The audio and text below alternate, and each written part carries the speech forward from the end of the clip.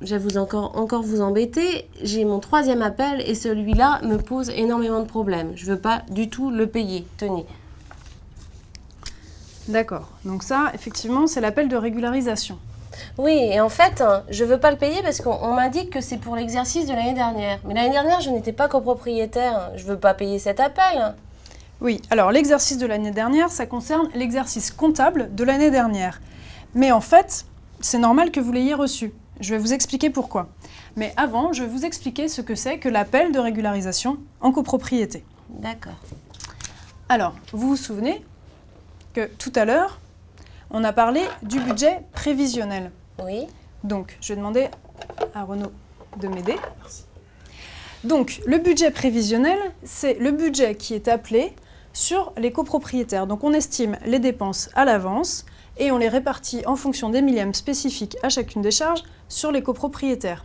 Oui, votre explication tout à l'heure a été très claire sur ce côté. À la fin de l'année, le syndic fait le bilan entre les provisions qui ont été appelées sur les copropriétaires et les dépenses réelles de la copropriété pour l'année. D'accord. Donc, une fois que les comptes sont arrêtés, le conseil syndical va vérifier les comptes chez le syndic. C'est ce qu'on appelle le contrôle des comptes. Donc, quand nous sommes allés faire le contrôle des comptes cette année chez le syndic, nous avons pu vérifier poste par poste que les dépenses réalisées par la copropriété correspondaient au budget qui avait été prévu.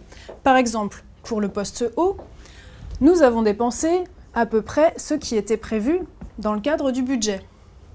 Pour le ménage, nous avons aussi dépensé à peu près ce qui avait été prévu. Nous avons respecté le budget prévisionnel. Pour les ascenseurs, nous avons bien respecté aussi. Mais alors, concernant le poste chauffage, nous nous sommes rendus compte que nous avions provisionné seulement 6 000 €, qui correspondaient à nos dépenses annuelles habituelles en chauffage, alors même que nous avons reçu l'équivalent de 7 800 € de factures pour l'année. Donc nous avons largement dépassé, par rapport aux factures, le montant qui était prévu dans le cadre du budget prévisionnel.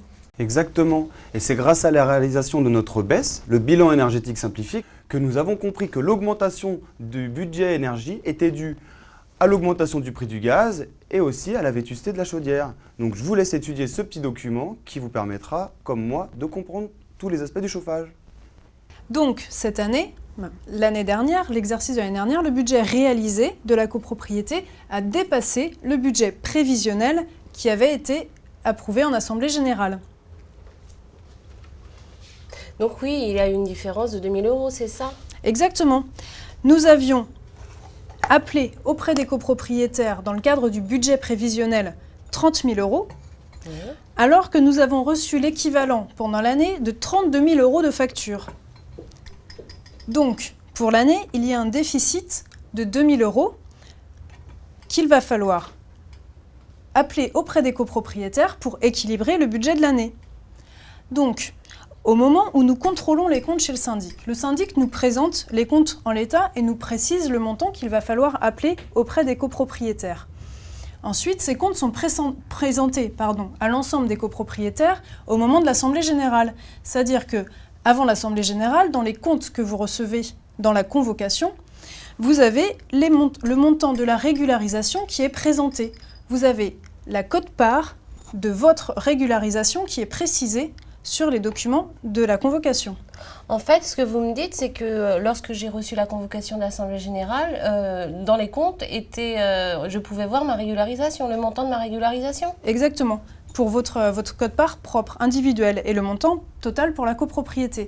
Mais au moment où vous recevez cet appel, cette présentation de la régularisation, vous ne devez pas encore payer la régularisation, justement parce que ce n'est pas encore l'appel, c'est seulement les comptes qui sont présentés. Et donc, c'est seulement après l'Assemblée générale, lorsque les comptes ont été approuvés par l'Assemblée générale, que le syndic va être autorisé à appeler les 2 000 € sur les copropriétaires, le montant de la régularisation. Et c'est à ce moment-là que vous allez recevoir votre appel de régularisation.